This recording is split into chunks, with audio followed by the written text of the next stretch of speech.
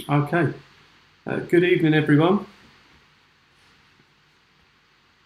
Welcome to this online webinar series that we are starting to produce. I'm going to give people a moment or two to jump in to the video and watch it.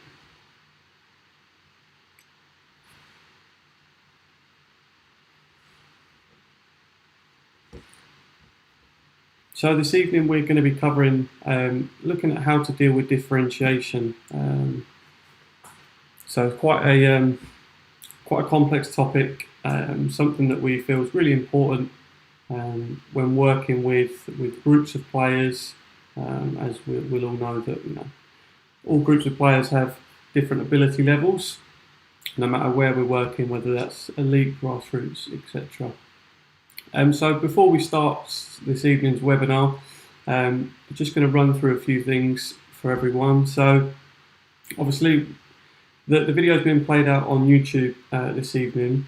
If you have any questions or you'd like to know anything a little bit more as we go through, at the end of the video, at the webinar, I'll be doing a Q&A session.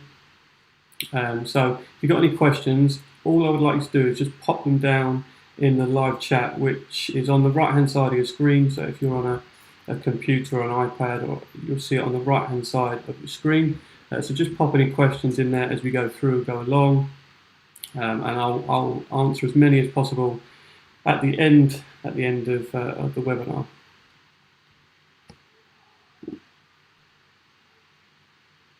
So as I said, we're just going to give people a moment or two to get in and start watching the video, and then we're going to get started.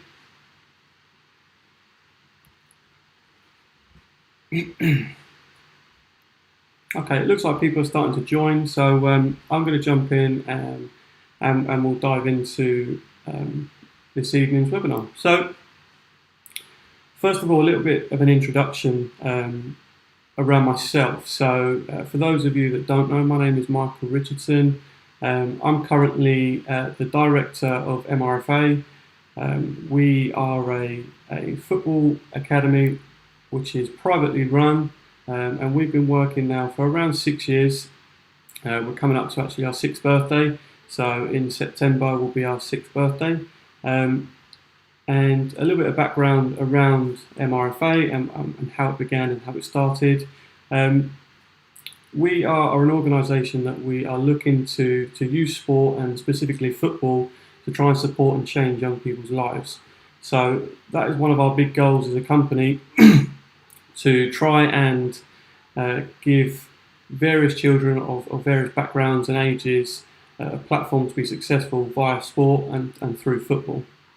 So that's one of our main aims, and obviously that's now branching off into various different areas where we are now looking to try and support as many different coaches as possible.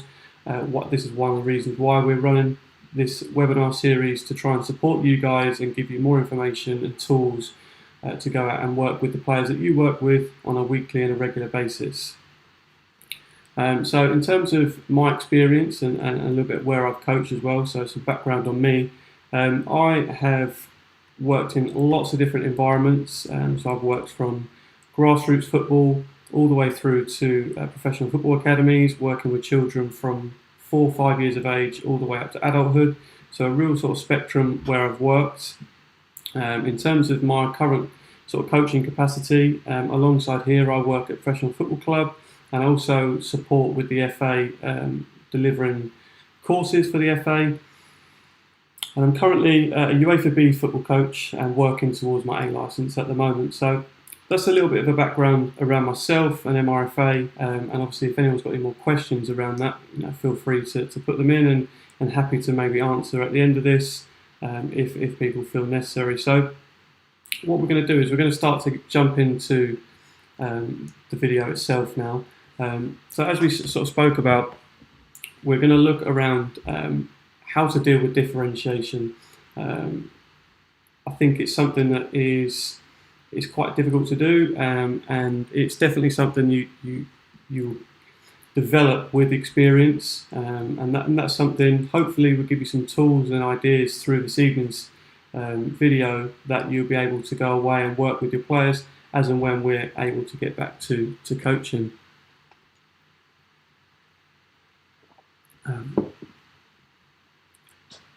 So I'll just go back and I'll just talk through. So we're going to be looking at three main areas this evening. So your players, the planning process, and also the delivery process.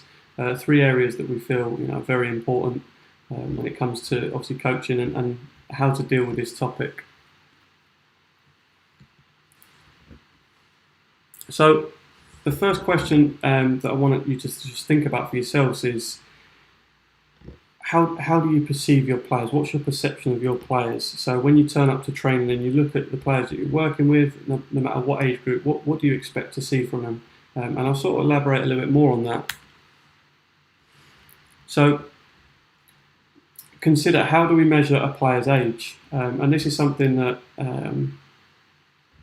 some of us will already do and will consider and factor, but something when we turn up to deliver a training session, for example, if I'm working with a group of under 10s, how do I see those 10-year-olds? Now, do they all look the same? And what do I mean by that is, when we're working with players, we're looking to develop them holistically and across four corners. So for those of you that know the FA's four-corner model, we're talking about technical, tactical, physical, social and psychological. So it's really important that we look at players across all those four corners. Now, when we go to deliver a session, a lot of us will spend a lot of time looking at the technical and the tactical, because that's what we're trying to do. We're trying to develop football players, and we need to help them in terms of various different technical outcomes within the game, whether that's passing, receiving, dribbling, shooting, etc. So we tend to look at players and we grade them where they are technically. Now, what we're going to look at, and in terms of dealing with differentiation, is players will be different across each corner. So when we're looking at the FA's four-corner model, players will be more advanced in one corner and maybe not as advanced in another corner. But is that to say that how can we develop the other areas of their corner and try and develop those strengths and continue to develop those strengths? So obviously, as I said this evening, we're going to look at what tools we can put in place, or you can put in place, to help you when you go back and coach with your group.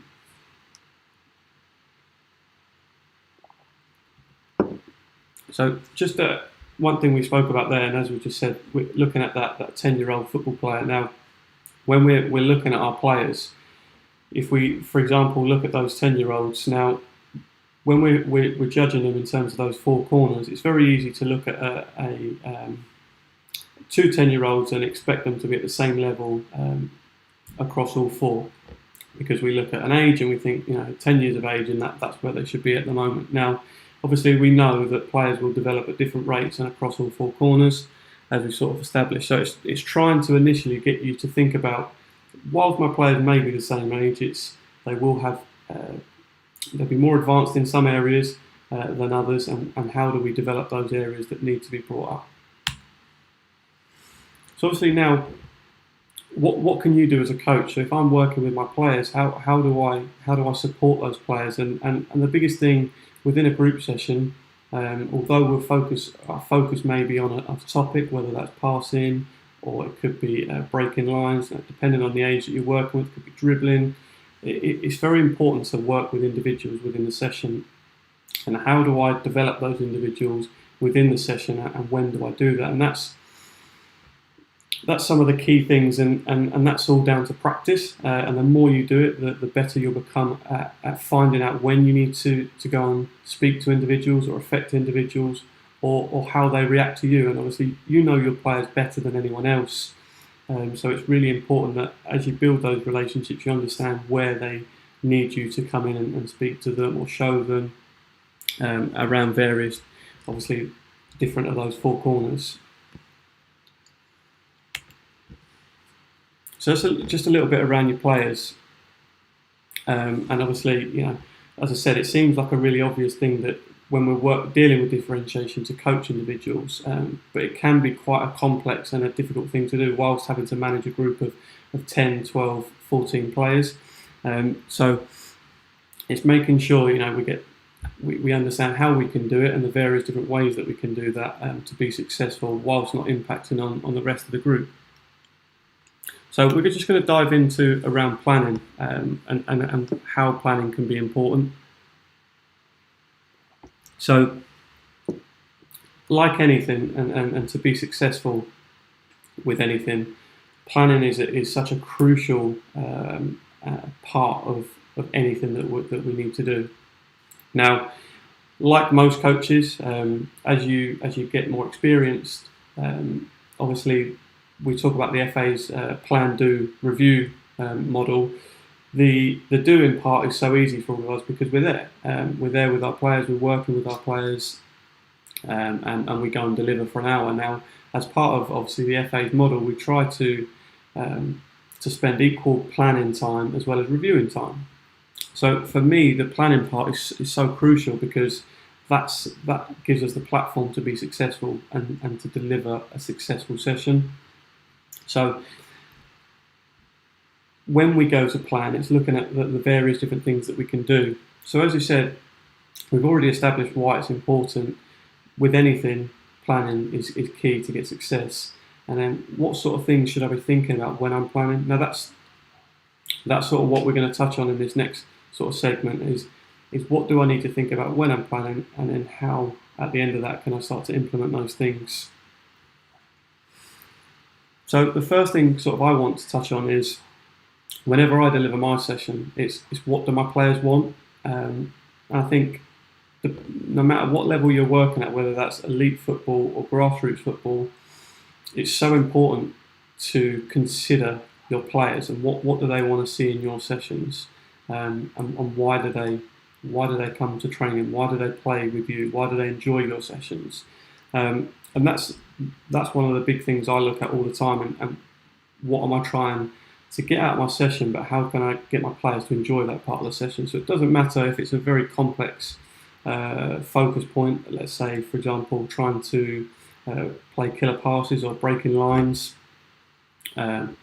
So even though that's quite a complex topic and it might need a lot of individual detailed coaching, it still doesn't take away from my practice design and what I want to see. So I'm just going to show you, or ask you a question first of all, is why did you play football? And if you think about that for yourselves, what was the reason growing up, or I might still play? Why did I enjoy playing football?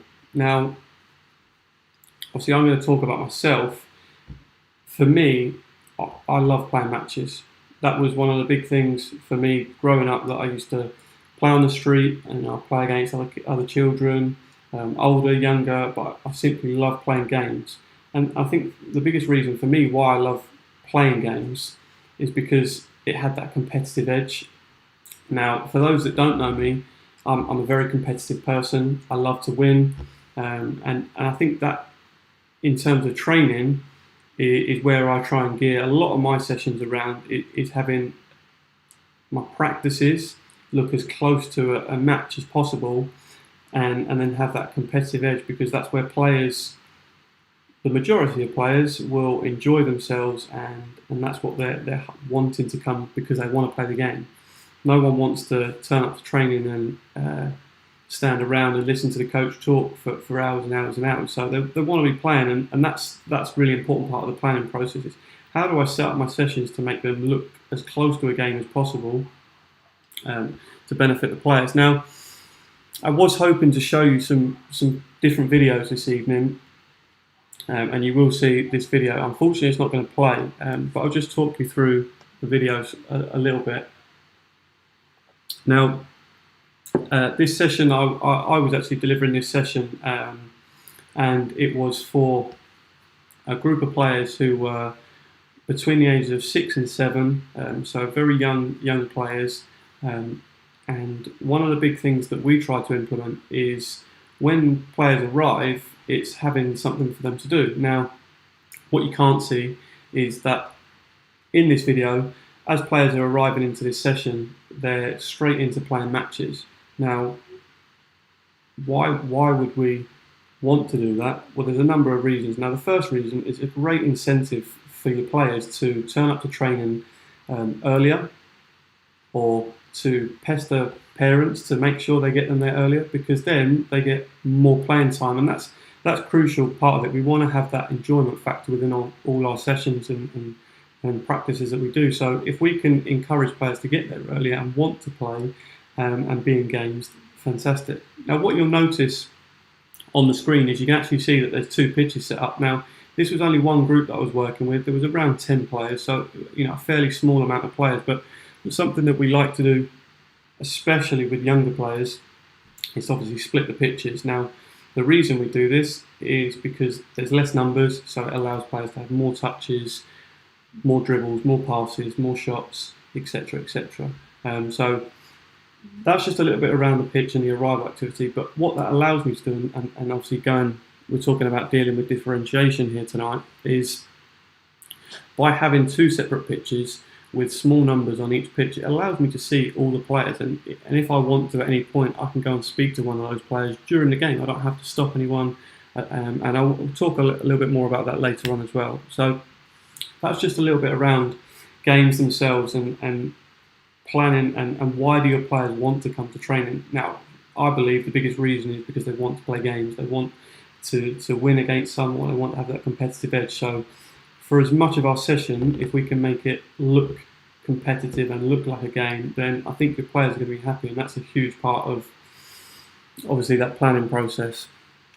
Now, obviously we've touched on it a little bit already, and the next part is around sort of the 4-corner model. So if you have seen this, then obviously you'll be understanding and you'll get used to this. But when I am planning, and I'm going to use myself as the example, is I plan around my 4-corner model and I look at what outcomes I'm going to try to get in each of those corners. So if I use I'll use a passing and receiving focus point, just an example here. So if I use the 4 corners, the technical, tactical, physical, psychological and social, I would try and list what outcomes I would want to see within those corners initially. So if we're talking about passing and receiving, it could be various controlling, using different services, different types of passes, different weights of passes. It could be the receiving skills beforehand, so it might be body shape, awareness, and then we're starting to look into the physical outcomes, so it might be movement, so short, sharp movements, changing direction, agility, and then it might be in terms of the psychological, how do I build confidence in players to want to do the task or be successful at the task, and if they are successful, then that will build that confidence, so my plans will lead into that as well. And then the social element could be in terms of communication. That could be through speaking to teammates during the session. It could be asking questions to me, the coach. So looking at various different outcomes and then how I'm going to try and bring those out within the session, and also what players need different outcomes. Because as we've established earlier on, different players have different qualities and different attributes and will be stronger in one area, maybe the technical area, but they need to be slightly better and catch up in terms of maybe their social outcomes. So once I have those outcomes and what I'm looking for within the session, that will then lead on to the sort of the next part. So once I have those outcomes, it then helps me to plan around the individuals. So I may have 5 or 6 different players, and I may have my top 2 who technically are very strong, and I know they're going to get success, so I'm going to try and maybe plan to develop them in other areas. So it might be socially, it might be to become a leader and sort of help others within the group, and how they can give the information or their knowledge that they already have onto others within the group. So that could be things that I'm thinking about in terms of my 4-corner model.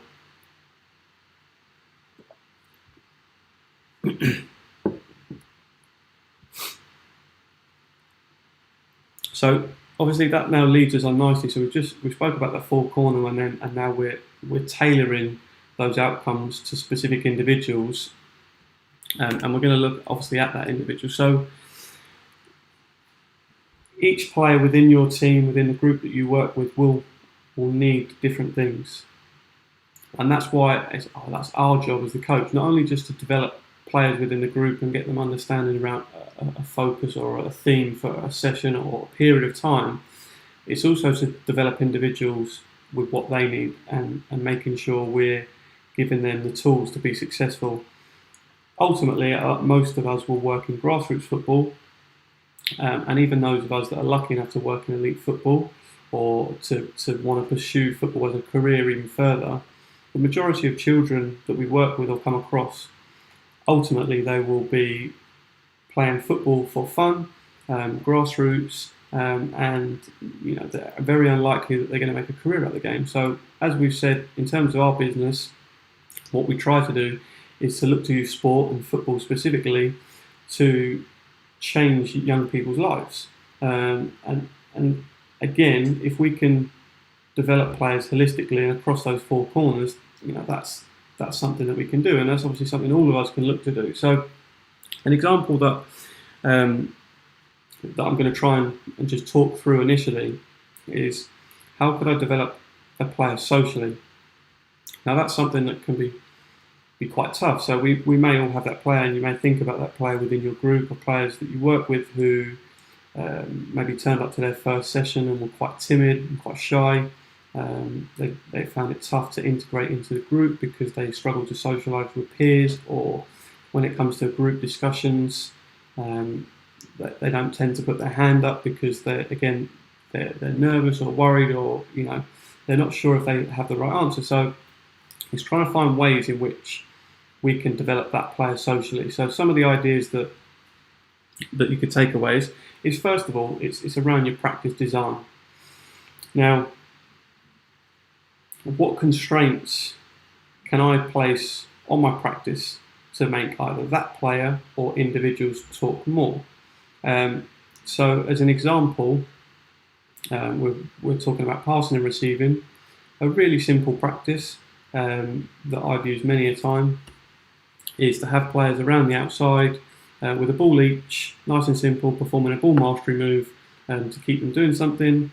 Then we may have 3 or 4 players in the middle, and simply all they have to do is obviously go and receive a pass and play a pass off. Now, to try and help develop some social element, the first thing that we can think about is, can that player shout out the name? So as I travel to the player to receive a pass, can I call their name? So that's step one in terms of trying to build some confidence and get them used to talking a little bit. Now, other ways you can do it in a similar sort of session could be, as an example, in the area that you have, there may be a particular zone, a square or rectangle, and to then challenge players not only technically and socially. It may be, as I run out to receive a pass, I have to shout out how many players are in that square at that moment. So that's now going to develop my skills in terms of technically, because I have to make sure I have good body shape, or I check my shoulders beforehand, and then it's going to help me with the social skills and getting confident to be nice and loud. So that's again a couple of ways that you could do it in terms of the session ideas. Other ways that you could do it is, we're now moving into maybe a more game-related situation. So it might be a smaller 4v4 match, working on, again, passing and receiving. And it may be simply that you restrict which players are allowed to talk. Now, if you've got that player who is quite shy within your group, and may not be confident at speaking all the time, it may be that that person and another person in the team, they're the only ones that are allowed to do any talking within a period of time. So it's not the whole session, it's not the whole game, because that can be really daunting. It can be very difficult for players to cope with that, especially initially. So it might be for the next 2 minutes, these 2 players can only speak, and they're the only ones that, if someone else does speak, it might just be a simple free kick or the ball turns over to the other team. So that's not going to now start to encourage this player to talk, because if another teammate communicates, it acts as a sort of a deterrent, gives the ball away to the other team, and now we're defending. Well, obviously we'd like to have the ball for as long as possible, so I'm going to now try and talk, and that's going to try and help them to talk. So that's obviously a way that you may be able to do it. I think other things that are really important within that individual, and obviously you will know your players better than anyone else, as you start to learn about players, it's working out when do they struggle socially. So it may be one-to-one player to coach is the time that they struggle to get information across. Maybe they're a younger player, they're not very comfortable interacting with adults. So how can we obviously help them with that? Well, it may be just small bits as they're coming into training. It could be a simple greeting and how was your day, and trying to just ask them, questions and find a little bit more out about their day and what they've done, their week. And obviously that's going to help break down those barriers, so eventually they start to feel more confident and comfortable in your environment to be able to speak to you. Now, it may be that they struggle to communicate in large groups. Now, one of the biggest reasons, most children know the answer, but they're afraid they're going to get it wrong. So it's, do I as a coach create an environment that allows players to make mistakes and give wrong answers and not be judged by that? And do the players and their peers not judge them? So that's something about, in terms of the coach and the environment that we create to allow players to develop socially.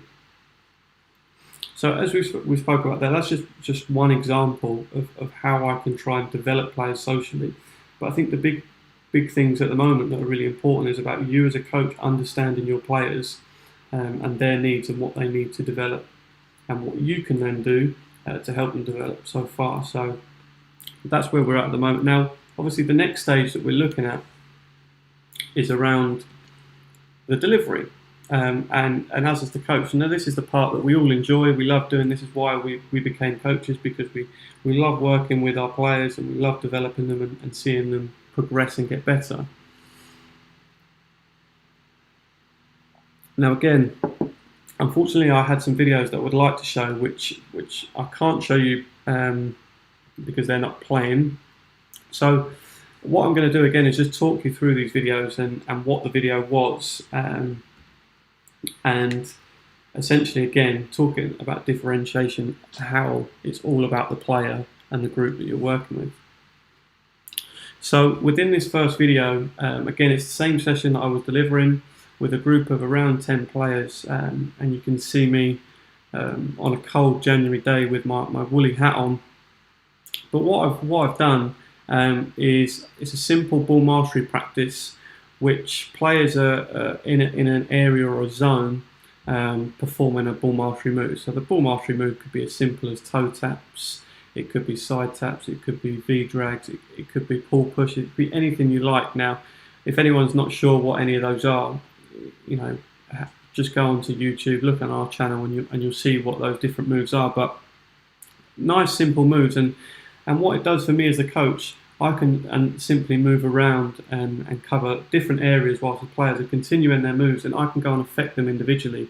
So within this video, there was a player who was struggling to do one of the moves that we're performing. So whilst all the others were continuing performing their move and working and completing their challenges, it allowed me just to simply walk over to that player and give them some support and advice. Now that was me, obviously spotting they needed a little bit of help and then going across.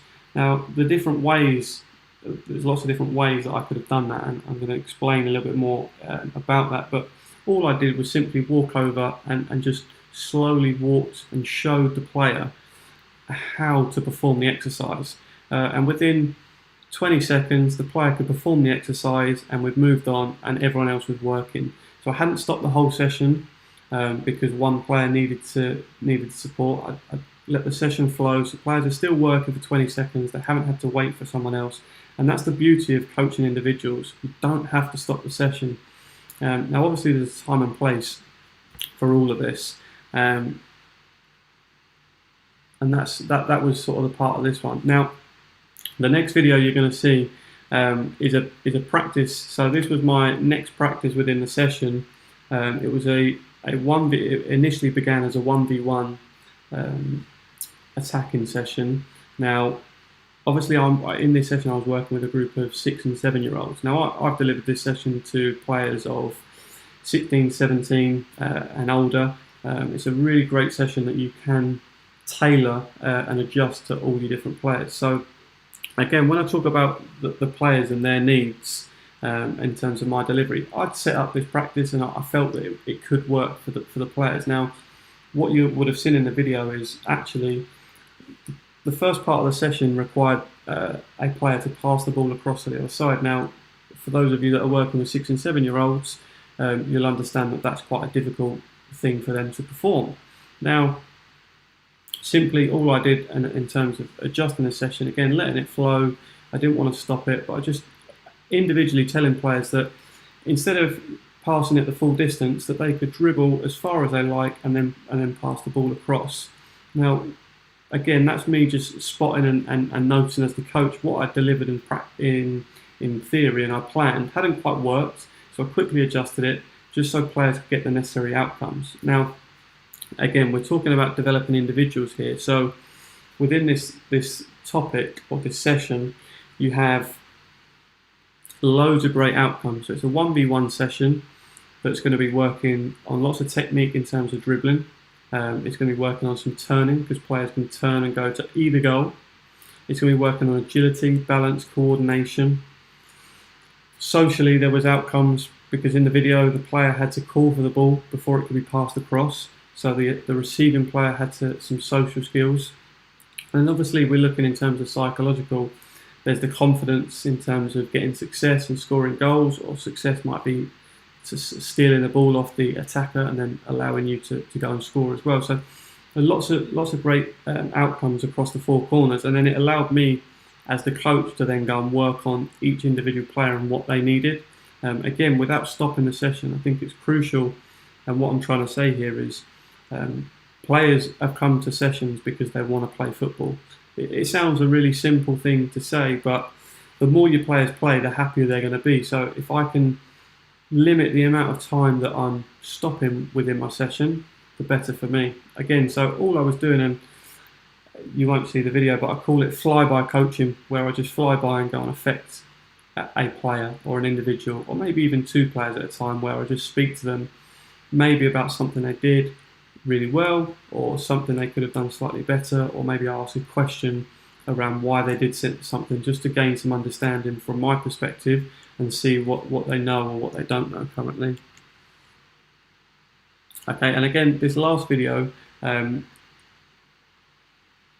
reason I wanted to show you this was a progression on the same session. So whilst I want to get players thinking and constantly challenge players, so and the reason I've put this in this sort of subject about dealing with differentiation is because as the game wore on, it became abundantly clear that players understood the game and it wasn't as challenging as they needed it to be. So some ways that I could have progressed this game was to make it a 2v2 or even a 3v3, but one thing I like to do is get players to understand about transition and how they deal with that. So at the end of this practice, when you scored a goal or the game was complete, whether the ball went off the pitch, it simply meant that players had to race to the other side. Now, the reason I put that in there was, one, obviously, to make them understand that the game doesn't just stop.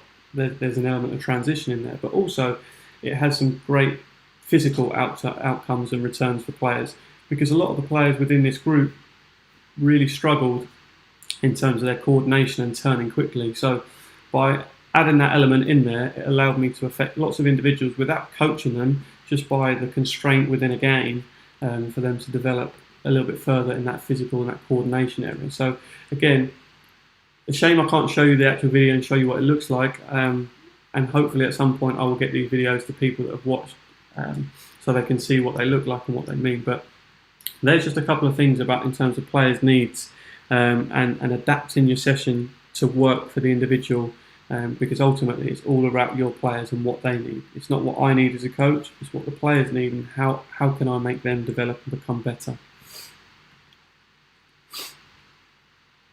Now, lots of people we talk about teaching styles or coaching techniques, and there's four different ones, and I think it's now sort of, as we develop our coaching and a greater understanding about where we are as a coach, that will help us, I guess, to develop these techniques based around what our players need. So as it says here, we all learn in various ways. But as a coach, do we make sure we cover all those areas for our players? Now,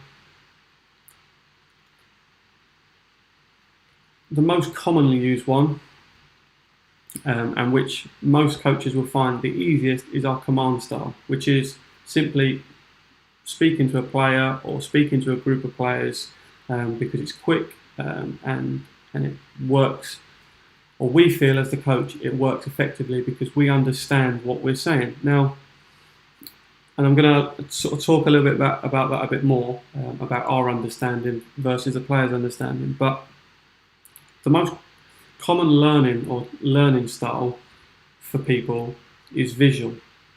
Okay, so 65% of people learn visually. Now, if you've got a group of 10 players, now that's 7 players within your group learn visually. So how do I make sure that I can hit the needs of those players in terms of their learning style? I think there's a couple of great ways that you can do it. Now, the most obvious one is demonstrations. For me as the coach to demonstrate what I would like to see. So, can I go and show the player, can you do X task or Y task? So that's one way that you can do it. Now, what I like to do and what I try to do as often as possible within my own sessions is not for me to demonstrate, but I try and get another player to demonstrate, because I feel that it's far more powerful for a player-led demonstration. So if I can show someone doing something really well and praise that player, the other players around that will see that, understand that, and will like to copy. So that's a way that we can do it to help with those learning styles. Now, obviously, as we said, people learn differently, so not everyone will learn visually. So as a coach, it's really important that I can meet the needs of all these players and make sure I'm hitting lots of different teaching styles within my sessions. So it might be that I use a little bit of command, it might be I use some visual stuff through demonstrations, or it could be the use of a whiteboard.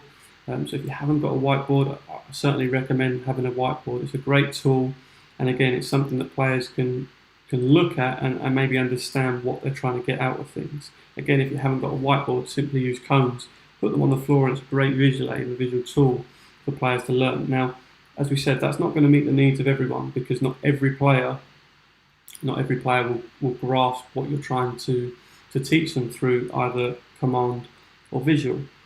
Again, a lot of players will learn kinesthetically. Now, if you don't know what that is, that's simply by doing the task or giving it a go. And I think that, as coaches, is the hardest one, because when we see a player doing something and failing, we perceive that we need to help them and step in and show them what it looks like. Now, for some players, they need to just continuously practice and keep doing that task until they finally get success and get it right. So, as a coach, understanding those three, and there is one other which is about reading, which is less commonly used, especially in football. It can be, and there is ways that you can do it, but those three, command, visual, and kinesthetic, they're the most commonly used ones that we would have in our sessions, and how players would obviously learn and develop. So it's understanding those, and now as the coach, where do I try and get these in my session? That is a real big, obviously, key element. So again, when we're working with our players and we're thinking about these individuals, as I get to know them, it's understanding what works well for each player, and that's a key that only you will understand because you know your players. So some questions that I have in terms of what I think about whenever I try to either stop an individual or stop a group within a session, and do I need to obviously stop them? The first thing is, do my players like the session being stopped? Well, the answer is no, because they're there. We've established that all players are there because they want to play football. So if I am going to stop it, I need to think before I'm stopping it, is it important? Do I need to stop it yet? If I am stopping it, Why? Is it because I need to speak to one player, or do I need to speak to the whole group? If I am going to stop it, the information I have to give has to be short and sweet and concise. Now, the reason it has to be is if you think about the players that you work with, and that could be 6-year-olds or it could be 18-year-olds. From the moment that you start talking for longer than a minute, 45 seconds, whatever information you're saying is not being taken on board. Players won't listen for any longer than they need to. So if I am going to stop it, can I keep it under a minute? And that's a challenge that I try to set myself in every session I deliver. Can I keep my information clear and concise and keep it under a minute so my players understand and then can give it another go? And that's what I just want to show you here. So again, it's 2 videos in terms of coaching styles and coaching techniques that I use. Now, the first one in this video, which unfortunately again you can't see, an individual player had performed something really well. So they produced a great piece of skill and disguise to fool one player and then change direction and move off and go and score a goal. Now, as coaches, we tend to stop things when it's not successful. What I like to do is try and show players being successful. So instead of me stopping the session, I first spoke to the individual as he came back from his go and asked him, what did you do? And he sort of explained, well, you know, I saw someone coming, so I dropped my shoulder and changed direction. Okay. And did you get, why did you think you need to do that? He said, why? Because he was blocking the space on one side, so you know, I'd moved to the other. Now, remembering that this age group was 6-year-olds, so it's, you know, whilst it seems like a real basic and simple thing, you know, spatial awareness for 5, 6, 7-year-olds is still something they're developing and learning, especially in the grassroots game. Now, this player had understood that, so I asked him the question. I said, would you like to, you know, show and tell the rest of the group what you did really well there? And obviously, then, you know, I'm sort of supporting the individual's development and his learning through praise and telling him he'd done something well. So I really liked that. And then obviously I wanted the rest of the group to see what he did really well.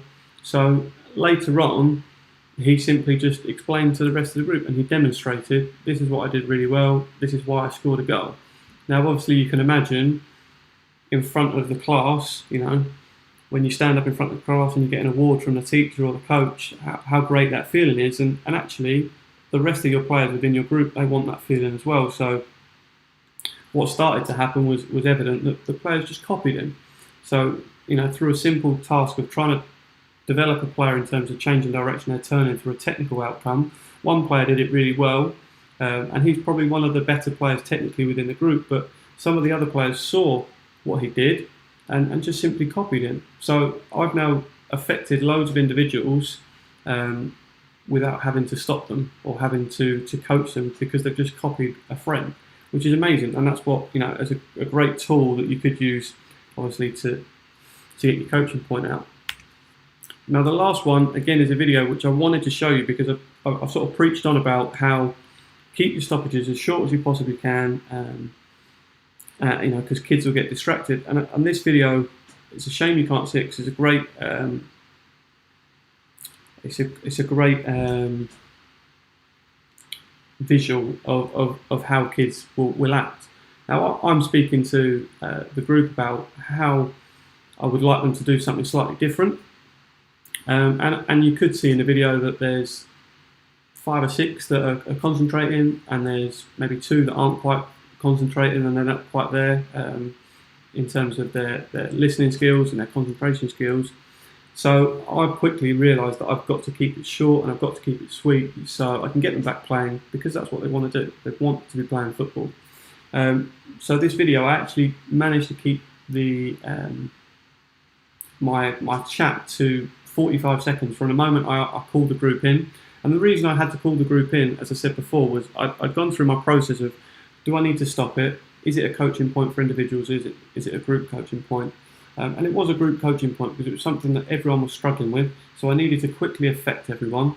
So there's nothing wrong with sometimes stopping your session, as long as we can keep it nice and short and sweet and concise and get your players playing again.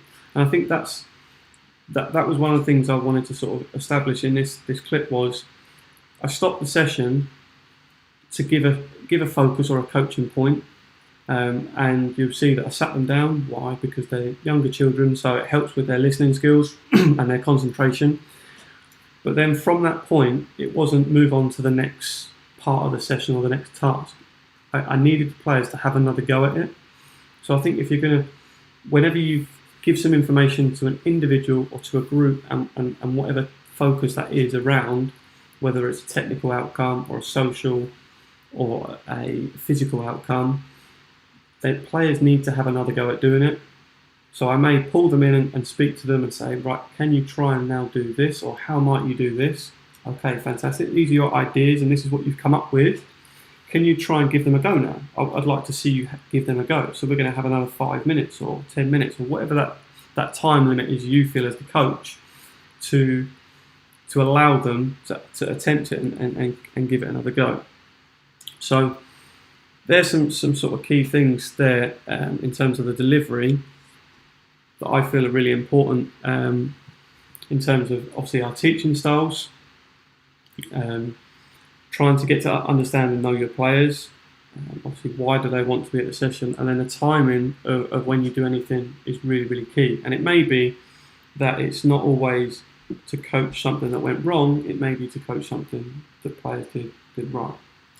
So what I'd like to sort of do, we're now sort of wrapping up towards the end of this webinar now. So if anyone does have or did have any questions and anything they'd like to know a little bit more about, then obviously feel free to put them in the live chat or put them in the comments in the video below, and I will get back to you with those. What I'd like to do is obviously just take a moment just to thank everyone who watched the video. We'd love to get feedback on the video this evening. If you found it really beneficial for you, if you're going to take things away for your sessions and future sessions that you're doing. So if you do have any feedback, then we will send out, there'll be an email that will get sent out to everyone who has been watching, to leave a little bit of feedback and give us some, and if there's any future sort of webinars that you'd like to do or topics that you'd like us to cover, then we will do. This platform is for you, and we want you to get as much information as possible to help you when you go back working with your players and with your teams. So, as I said, I really appreciate everyone that's watched this evening. If you've got a moment or two to leave some feedback, when you either via the comments in the video or when you receive an email from us, we would really appreciate it. But as I said, thanks for tuning in this evening. Thanks for your time. And if you do have any questions that you'd like to be answered, then please just pop them in the comments below. But again, thanks very much, and we look forward to seeing you again soon.